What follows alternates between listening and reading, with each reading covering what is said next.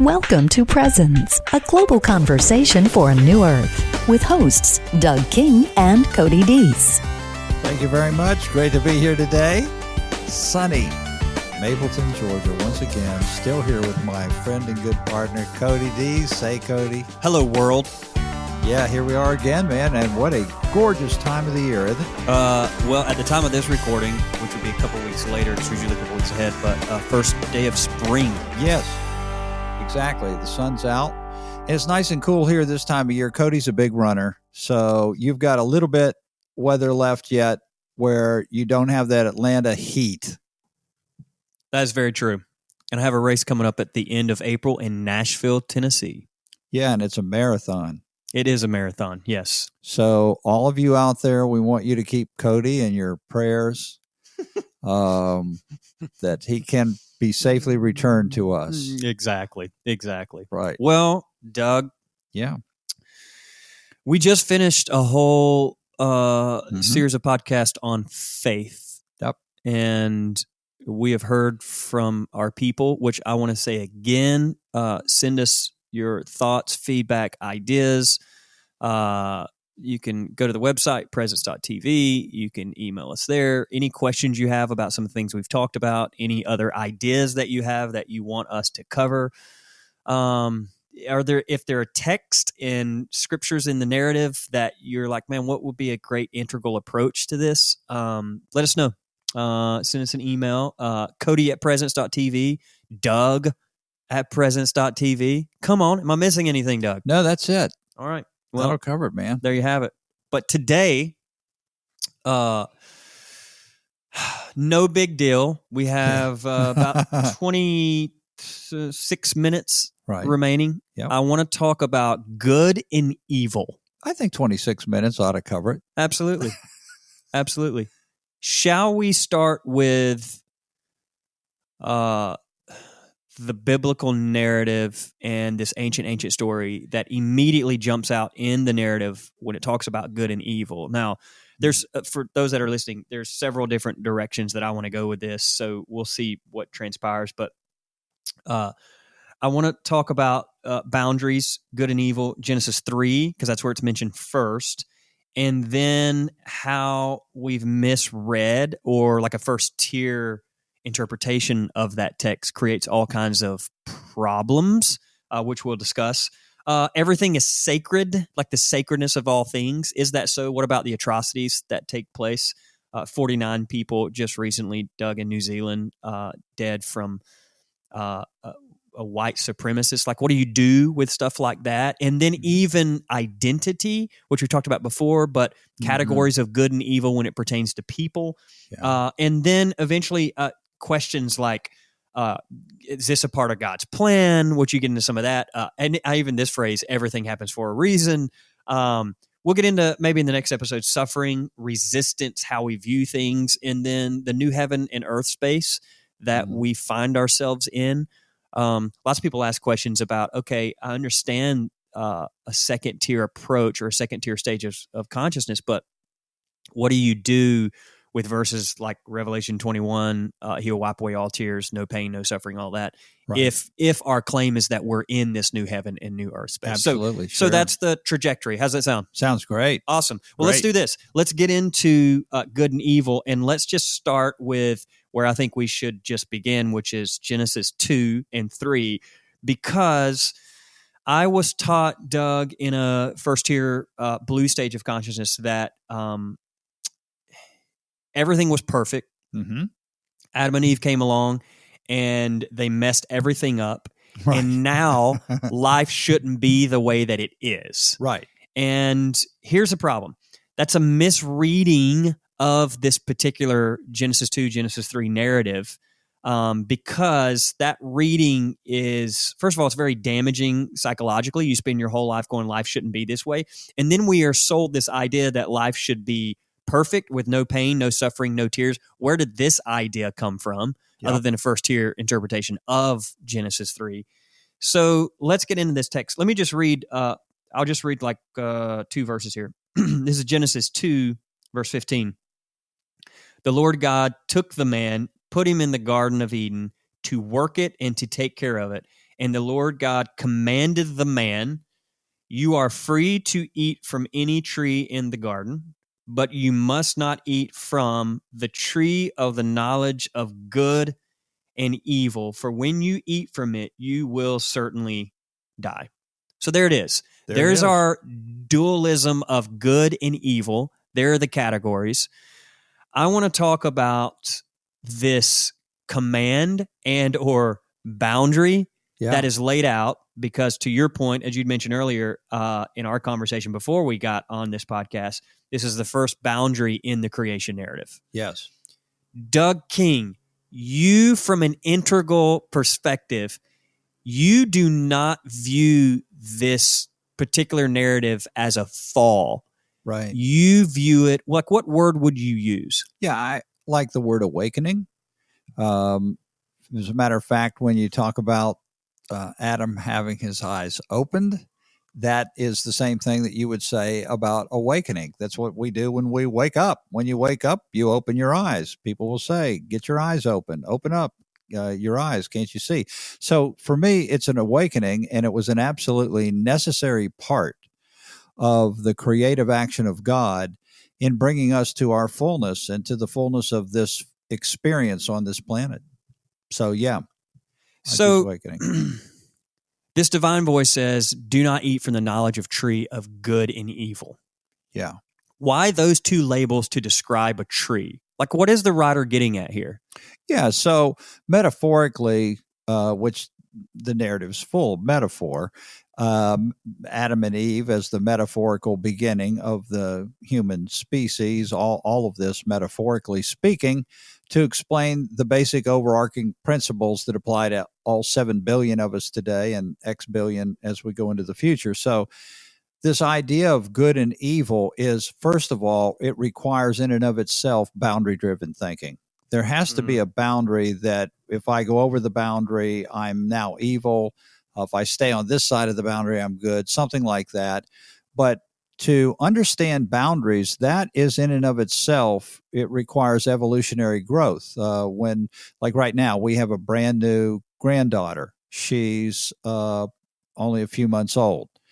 She also is in a perfect world of unconsciousness. She is not aware of anything that has to do with boundaries whatsoever.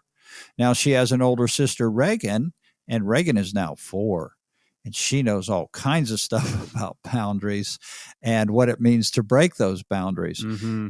There isn't a parent in the world, Cody, that's going to say, oh, man, I just wish that I could have a baby and that baby would stay unconscious for, for the rest of my life. That's not the whole intent purpose of creating a child. It's to actually do the opposite, and that's to bring that child through a process of maturing, and that requires a point in time in which you begin to understand boundary.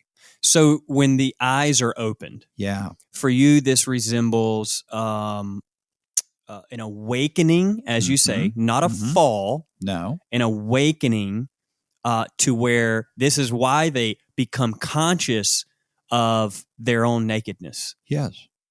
Yeah, and the fact that they feel the emotions of guilt and shame and fear. They attempt to, quote, hide from God. This is all an experience of the relationship that they themselves have with God. And in fact, the whole reason that Adam attempted to grasp this fruit of the knowledge of good and evil was so he could be like God.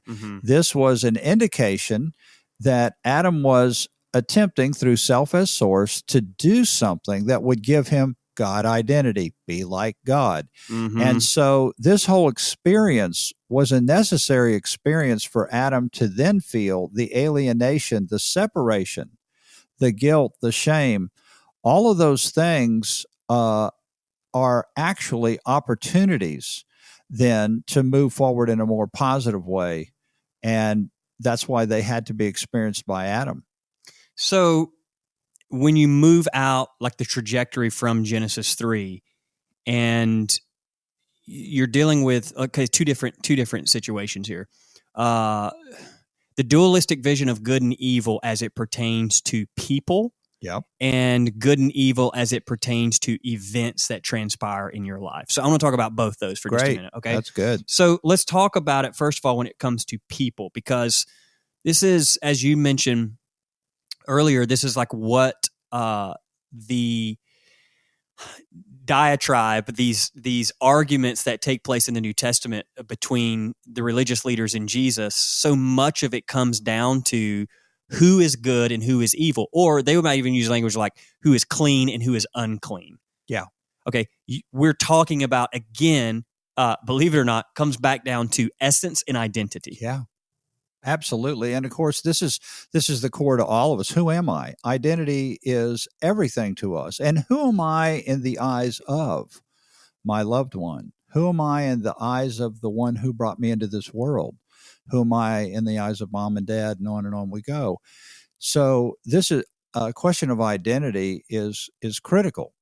And this is where, again, when you get into the realm of form, and we talk, and we'll continue to bring form into this, and you're trying to discern that which is good from that which is evil, it requires that you have basically two forms.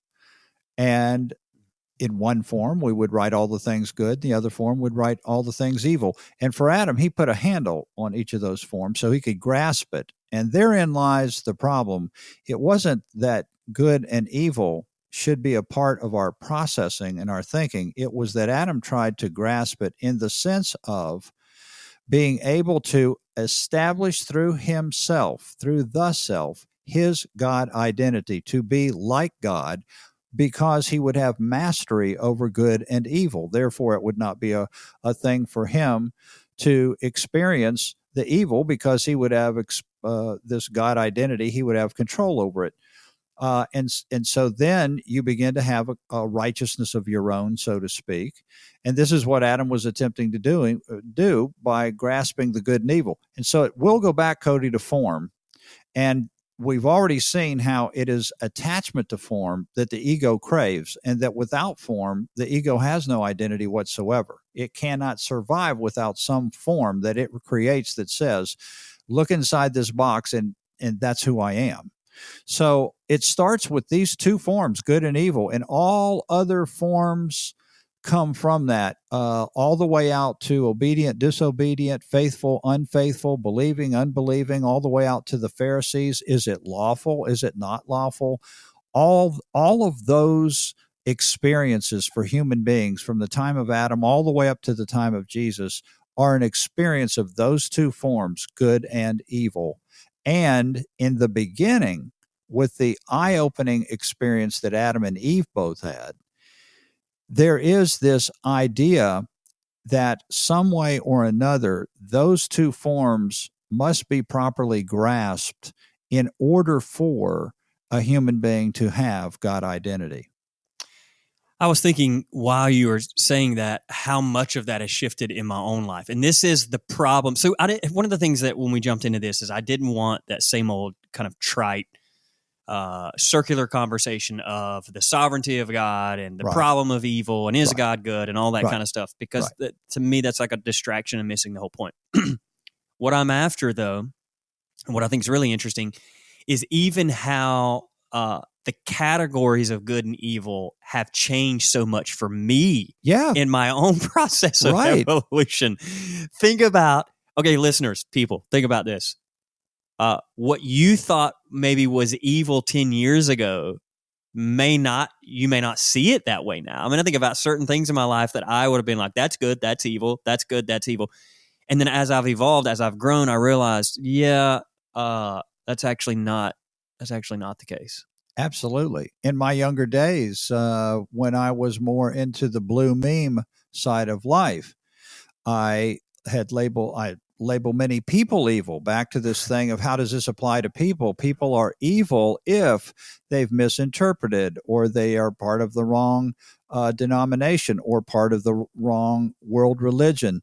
On and on we go. Or because they either smoke, they drink, or even worse than that, Cody, I found out they even dance, whatever it was. And these are things that I grew up in, and they were told, playing cards for my grandparents who grew up in an Appalachian background, even playing cards. Amy Grant. There you have it. There you have it. But you see this, that's behind it all. Yeah. So we had, growing up in the church that I did, they brought in our big thing. Like, there were all kinds of things were evil, which is so funny. We even got into a little bit of this conversation earlier, but sex was, they did their best to say that it was good in its proper boundaries, right? But outside of its proper boundaries, it was evil. But I remember inherently just picking up this message like sex is an evil act, like you should not do it. Period. Right. And then the other thing of that, though, in the world I grew up, music was like the big, like it was like the kicker, because I think they felt like that was the evil influence on all teenagers. So we used to have.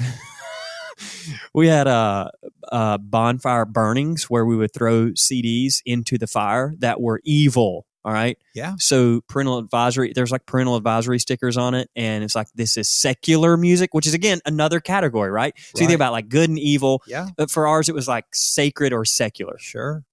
And we had a guy come in. I just remember this. We had a guy come in and his whole thing was music. And he did a whole conference he did this whole riff on Amy Grant in one of her CDs, how she held up the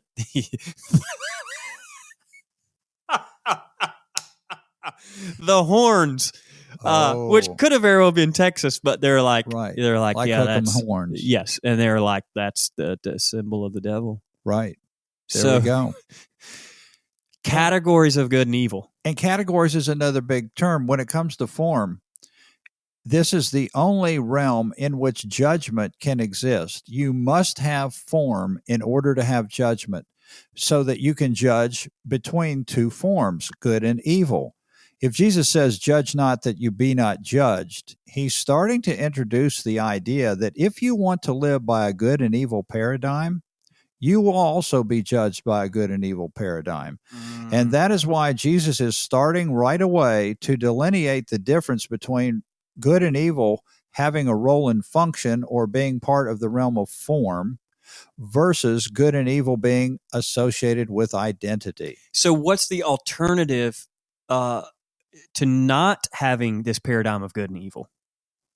Yeah, well, the only are you talking about how I'd look through an integral perspective, yes, or where things? Okay, yeah. So yeah. To your point of what right. you just said, if you live by this paradigm of good and evil, then right. you will be judged by it. Yeah, and that's with regard to identity. Right. So in my life, it's not as though I go through my life or in my marriage with Danae, the kids, boundaries are absolutely necessary. And there are consequences for the kids that are used not for their identity. Yeah, you're part of our family, you're not, but rather for their growth. So it's not that I am saying I no longer think there are things I should do and things I should not do, or things that I would even call good or evil. It's just I don't use good or evil language. I'm more likely to think in terms of, are my actions right now more aligned with the Spirit or in resistance to the Spirit? And I like the use of that, Cody, because Spirit for me is the flow that goes from me, through me, et cetera, et cetera. I am Spirit. I am of the Spirit. That is my identity. And that is just reminding me that each decision I make will have its own consequences based on whether I'm aligned with Spirit or in resistance to Spirit. But when I talk like that, it's a reminder, again, for my own life, that my identity's already been taken care of. My identity is never questioned. I don't question whose I am. That is no longer a question. So now I can, though, question in my use of boundary, what my personal actions and decisions are bringing about in my life. By the way, my neighbor, but the whole podcast, literally the time we fired up, my neighbor decided to crank up the loudest piece of machinery out there. Yes. Yeah. So if you hear something coming through, no worries. We're just having a good time. Exactly. There are beautiful flowers on the table that we're recording at. Very nice. The sun is shining, and my neighbor has fired up his lawnmower. Yeah. And which is good because that means grass is growing and spring is here. But that's right. Good Lord, it was perfect timing. It is. So some people might say that's not good. Other people would say, well, yeah, it is good. And so right off the way, is the lawnmower good or is the lawnmower not good? I like that you're trying to keep us on track. Right off the bat. Okay.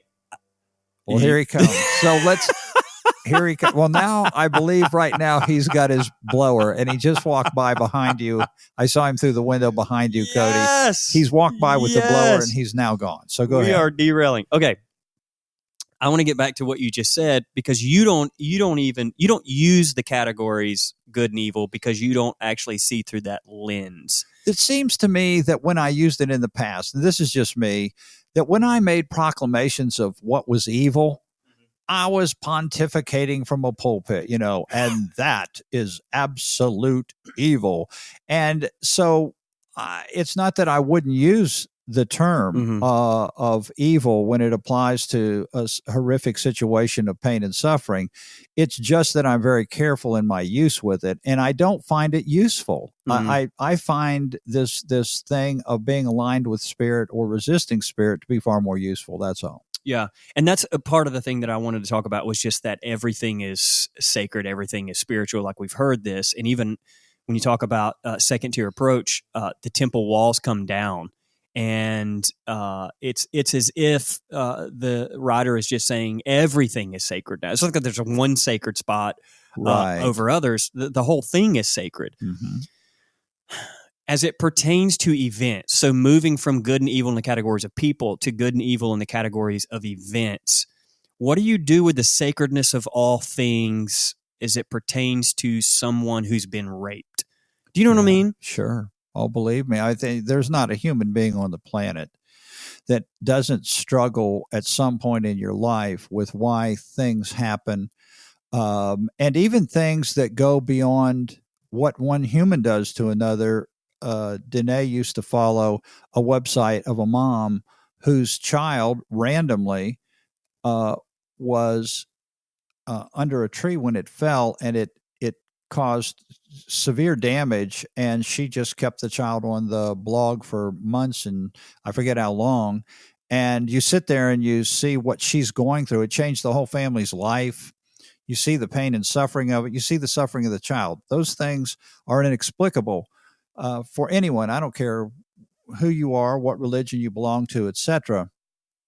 To me, when you're talking about having an experience in the realm of form, I'm in the form of a biological body. I'm in the form of doing things in a house, in a car. I'm around nature. Nature is another type of form, and I'm a free choice being.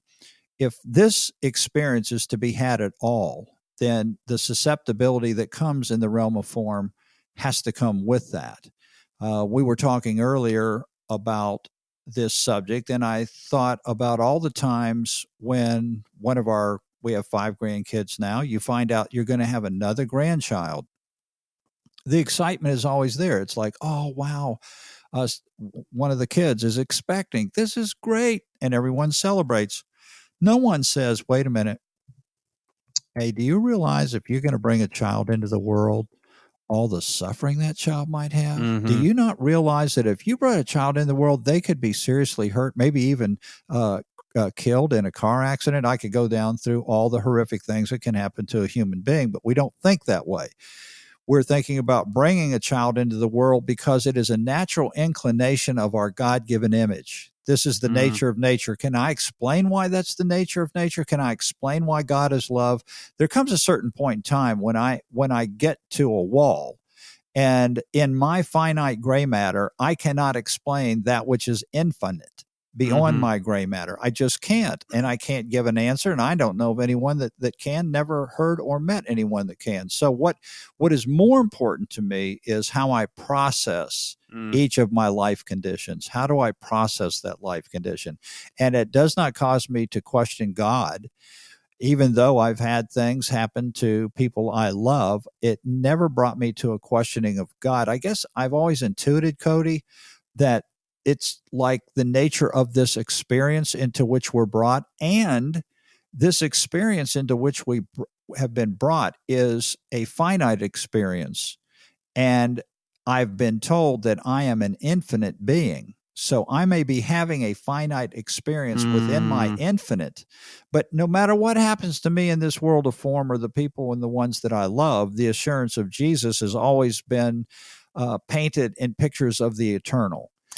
Yeah, and to me, that's the heart of it. So again, what we're getting after is an integral perspective, an integral approach to good and evil.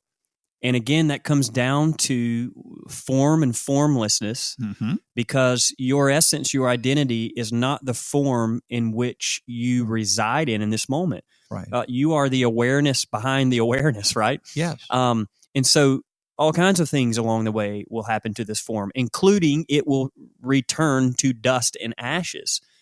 And realizing that your identity and your essence, that's the detachment of it.